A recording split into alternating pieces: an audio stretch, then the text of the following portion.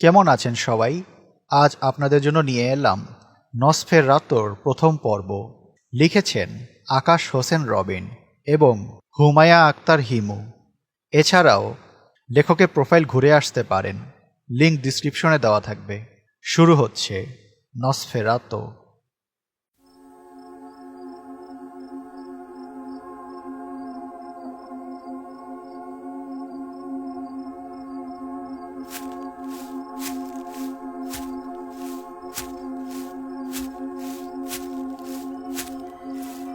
ওই তো রাজবাড়ি, চল আমরা ভেতরে যাই।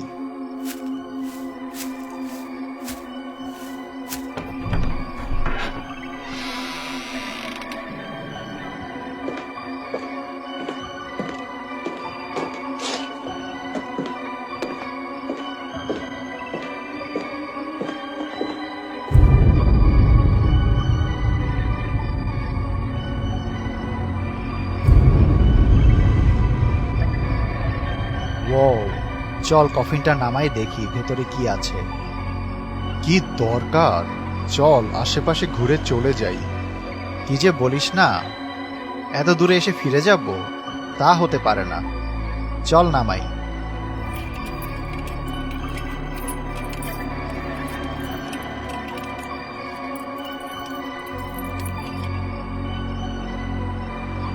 চল এবার কফিনটা খুলে দেখি।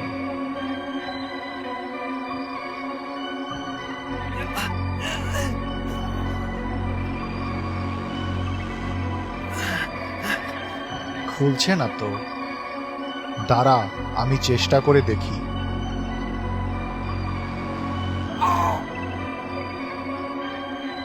উফ, একটা পিন উঠেছিল, খেয়াল করিনি, হাতটা কেটে গেল।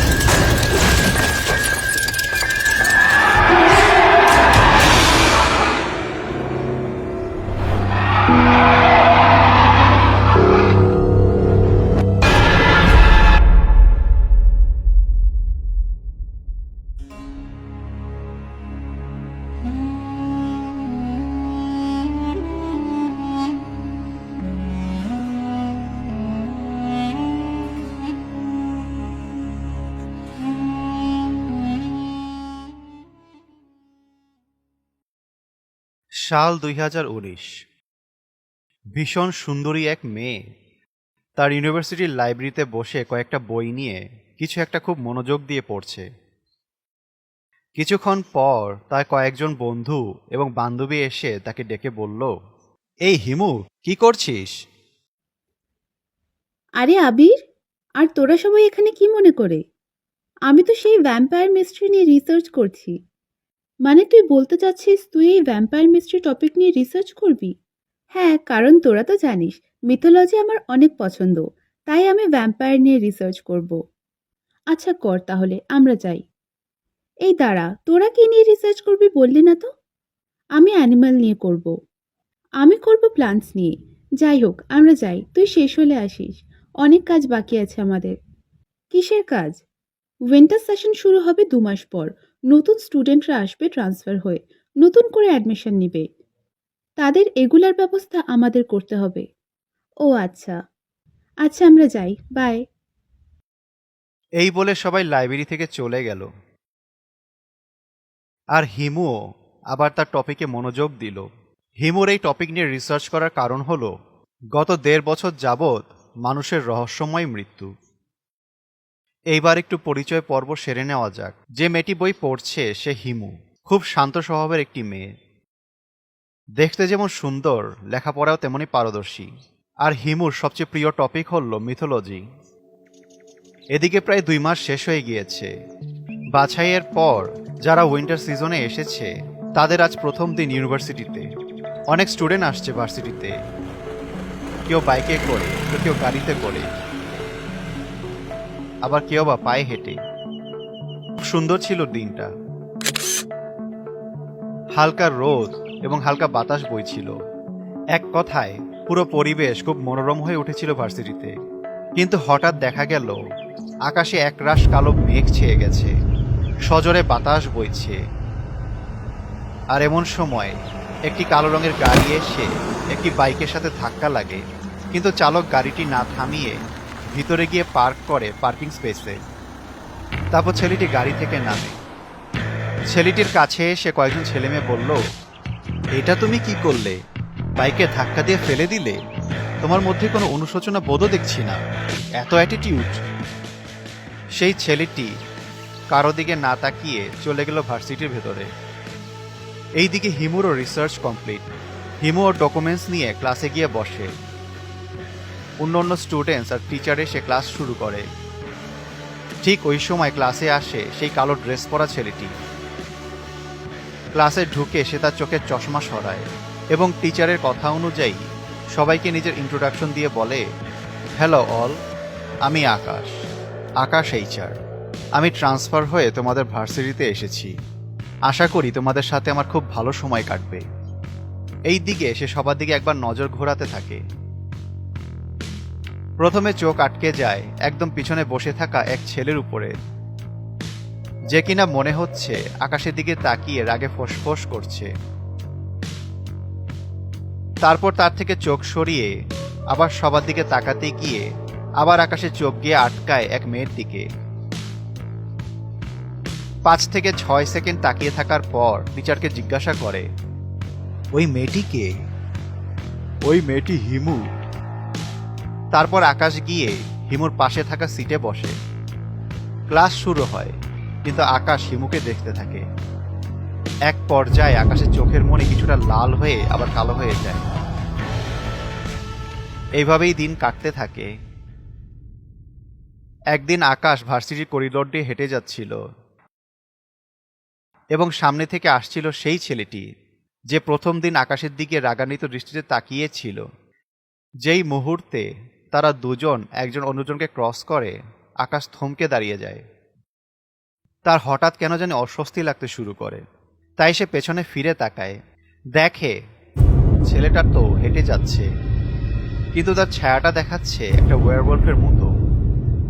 এই দেখে সে চোখ বন্ধ করে আবার তাকায়, দেখে সব ঠিক আছে। ব্যাপারটা আকাশকে অনেক ভাবায়। সে সামনে তাকিয়ে দেখে হিমু আসছে হাতে বই নিয়ে। আকাশ হিমুকে ডাক দেয়, বলে, এই মেয়ে শোনো। হ্যাঁ বলো। ওই যে ছেলেটা যাচ্ছে, ও তো আমাদের ক্লাসের, তাই না? হ্যাঁ। ওর নাম জানো? ওর নাম সাবির। তোমার মতো ও ট্রান্সফার হয়ে এসেছে। আচ্ছা ঠিক আছে।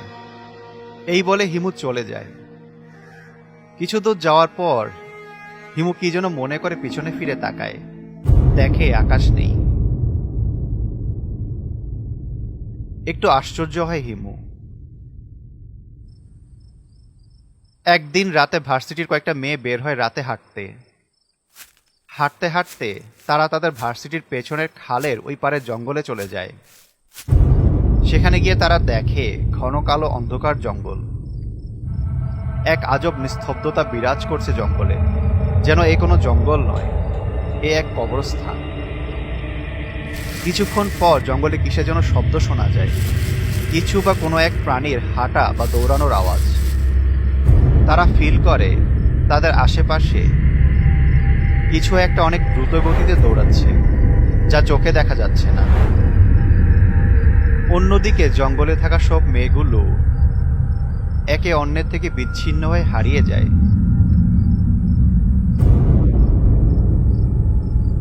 It's time to hunt the prey.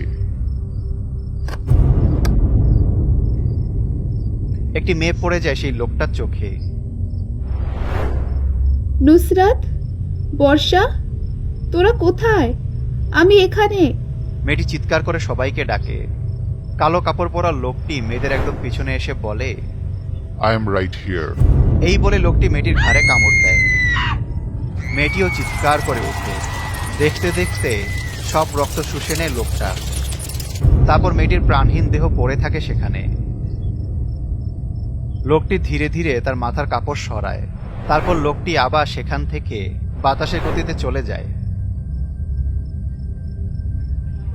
পরের দিন জঙ্গলে মেয়েটির লাশ পেয়ে সবাই ঘাবড়ে যায়। সেখানে হিমুও ছিল। সবাই বলে কোনো বড় সাপ বা প্রাণী হয়তো কামড় দিয়েছে, কিন্তু হিমুর নজর ওই মেয়েটির ঘাড়ে পড়তেই ওর মনে সন্দেহ জেগে ওঠে। এটা ভ্যাম্পায়ারের কাজ। মেয়েটির মৃত্যুর খবরে পুরো ভার্সিটিতে শোক নেমে আসে।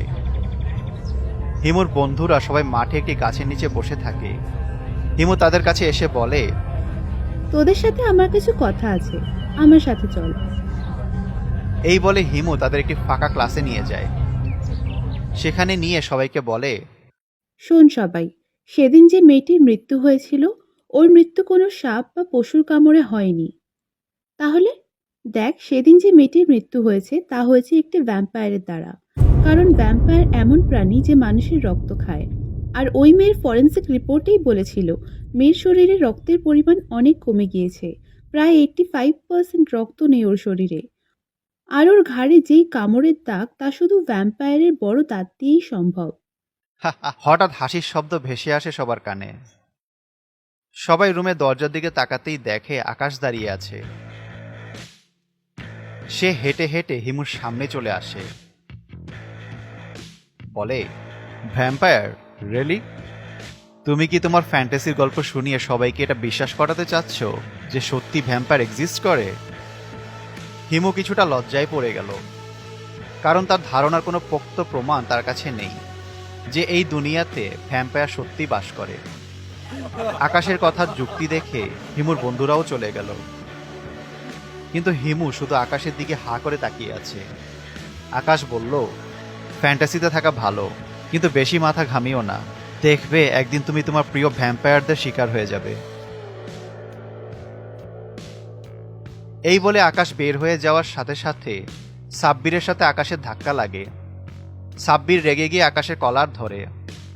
আকাশের এই সময় আবার সে অস্বস্তি অনুভূত হয়, কিন্তু সে নিজেকে সামলে সাব্বিরকে ধাক্কা দিয়ে দূরে সরিয়ে দেয়। সাব্বির উঠে আবার আকাশকে মারতে আসে। আকাশ দাঁড়িয়ে দাঁত বের করে এক পৈশাচিক হাসি দেয়। আর ঠিক তখনই হিমু মাঝখানে এসে আকাশ আর সাব্বিরকে আটকে দেয়। দুজনকে মারামারি থামাতে বলে। সাব্বির বলে, শোন আকাশ, আমি তোর অনেক পুরনো শত্রু। আমি তোর সাথে লড়াই করতে চাই। ভার্সিটিতে একটা প্রতিযোগিতা হবে, ফ্রি স্টাইল ফাইটিং কম্পিটিশন। যদি সাহস থাকে আমার সাথে ফাইট করবি। দেখবো তোর লেগেসি, তোর হিস্টোরি অমন কিনা যেমনটা সবাই বলতো। I am going to rip your spine out of your body. এরপর সাব্বির চলে যায়, কিন্তু হিমু সেখানে থমকে মূর্তির মতো আকাশের বুকে হাত রেখে দাঁড়িয়ে আছে। ও যেন কোনো এক সংকোচে আছে, অন্য মনস্ক হয়ে আছে। তখন আকাশ এক পা পিছিয়ে গিয়ে বলে, কি ব্যাপার? তোমাকে কে নাক গলাতে বলেছে? নিজের কাজ করো, গিয়ে যাও। এই বলে আকাশও চলে যায়। এদিকে হিমু ভাবছে অন্য কথা। যাই হোক, আজকে থেকে ঠিক 9 দিন পর সেই ফাইট প্রতিযোগিতা। কিন্তু এদিকে রোজ কোনো না কোনো মানুষ মারা যাচ্ছে। কারণ একটাই, কেউ তাদের রক্ত শুষে নিচ্ছে। যা হিমুর কাছেও অবাক লাগছে, কারণ স্বাভাবিক কোনো প্রাণী 1 দিন 2 দিন পর পর আক্রমণ করবে, রোজ রোজ না। তাই সে ভ্যাম্পায়ার নিয়ে আরও ঘাটাঘাটি শুরু করে। এইদিকে দিন শেষ হয়ে আজ সেই প্রতিযোগিতা। সবাই সেই প্রতিযোগিতা দেখতে উপস্থিত, হিমুও। প্রতিযোগিতায় সাব্বির আগেই এসে ফাইটিং রিংয়ে দাঁড়িয়ে আছে। কিছুক্ষণ পর আকাশ এসে সেখানে প্রবেশ করে। সাব্বির লড়াইয়ের জন্য প্রস্তুত। আকাশ পকেটে হাত রেখে দাঁড়িয়ে থাকে, কারণ আকাশ জানে কোনো স্বাভাবিক মানুষ ওর কিছু করতে পারবে না। ফাইট শুরু হয়। সাব্বির আক্রমণ করে, কিন্তু আকাশ প্রতিনিয়ত সাব্বিরের আঘাতগুলো ডজ দিয়ে যাচ্ছিল। সাব্বির এখনো পর্যন্ত আকাশকে আঘাতই করতে পারেনি। প্রায় 30 মিনিট হয়ে গেছে। আকাশ এখন বিরক্ত হয়ে সাব্বিরকে বলে, I have had enough, this ends now. Sabbir ঘুষি মারতে নিলে ওর হাত ধরে কাছে টান দিয়ে পেটে হাঁটু দিয়ে লাথি মারে আকাশ, যার জন্য সাব্বির দূরে গিয়ে পড়ে যায়। মুখ দিয়ে রক্ত বের হতে থাকে। তারপর আকাশ চলে যেতে নিলে পেছন থেকে আওয়াজ আসে। সাব্বির বলে, আকাশ দাঁড়া, আমি এখনো হারিনি। এই বলে সাব্বির উঠে দাঁড়ায়। তখনও তার মুখ দিয়ে রক্ত পড়ছে। তারপর সাব্বির আবার গর্জন করতে শুরু করে, পশুদের মতো। পেছন থেকে পশুর মতো গড় গড় আওয়াজ শুনে আকাশ পেছনে তাকিয়ে দেখে সাব্বিরের চোখের মণি হলুদ হয়ে আছে। তখন সাব্বির দৌড়ে আসে আকাশকে মারার জন্য। আকাশও এগিয়ে যায় ওকে মারার জন্য। ঠিক তখনই সাব্বির বলে, তোর মৃত্যু আমার হাতে হবে আকাশ। সাব্বির আকাশকে জোরে ঘুষি মেরে রিংয়ের বাইরে ফেলে দেয়। আকাশের মুখ দিয়ে রক্ত বের হয়ে আসে। সাব্বির জিতে যায় আর আকাশ সেখান থেকে চলে যায়। সেদিন আকাশ, হিমু আর সাব্বির কেউ ক্লাস করে না। আকাশ তার বাসায় গিয়ে ভাবে সাব্বির তাকে কিভাবে রক্তাক্ত করলো, আর সাব্বিরের চোখ হলুদ হয়ে গেল কেন? কে এই সাব্বির? কোনো ভ্যাম্পায়ার নাকি ওয়্যারওয়ল্ফ? এইদিকে সাব্বির এখন আকাশকে শেষ করার জন্য পাগল হয়ে আছে। সাব্বির ভাবছে, তোকে মরতেই হবে। তুই ওলফ হান্টার, আমি জানি। আর ওপর দিকে হিমু তার কম্পিউটারে খুনের রহস্য নিয়ে, ভ্যাম্পায়ার এক্সিস্টেন্স নিয়ে খোঁজ শুরু করে। তার সামনে অনেক নিউজ আসে, যার মধ্যে একটি নিউজ তার মনোযোগ আটকায়। সেটি হলো, ঘন বনের মধ্যে অবস্থিত একটি ছোট্ট বিচ্ছিন্ন শহরের কেন্দ্রস্থল রয়েছে। এই বিশাল মহল, যার অদ্ভুত ঘটনাগুলি বাসিন্দাদের তাড়া করতে শুরু করে। মানুষ কোনো চিহ্ন ছাড়াই অদৃশ্য হয়ে যায়। শহরের লোকেদের মধ্যে ছায়ার মধ্যে লুকিয়ে থাকা ভ্যাম্পায়ারের গল্পগুলি দাবানলের মতো ছড়িয়ে পড়ে। কিন্তু ভয়ঙ্কর সত্যের মুখোমুখি হওয়ার সাহস খুব কম লোকই করে। হিমু ব্যাপারটা নিয়ে ঘাটাঘাটি করার পর জানতে পারে সে অনেক পুরনো, কয়েকশো বছর আগের এক রহস্য উন্মোচন করে ফেলেছে। কথায় আছে যে একটি শক্তিশালী ভ্যাম্পায়ার এককালে ভূমির উপর রাজত্ব করত, নির্দোষদের রক্ত শুষে নিত। যদিও ভ্যাম্পায়ারকে অনেক আগেই পরাজিত করা হয়েছিল, তবুও তার নৃশংস উপস্থিতি এখনো রয়ে গেছে। যারা তার ঘুম ভাঙিয়ে ফেলে, এই ভ্যাম্পায়ার তাদের বিরুদ্ধে প্রতিশোধ নিতে চায়। এই নিউজটা পড়ে হিমু ঠিক করে সে ওই মহলে যাবে। তাই সে ওই মুহূর্তে বের হয়ে যায় বড় জঙ্গলের জন্য।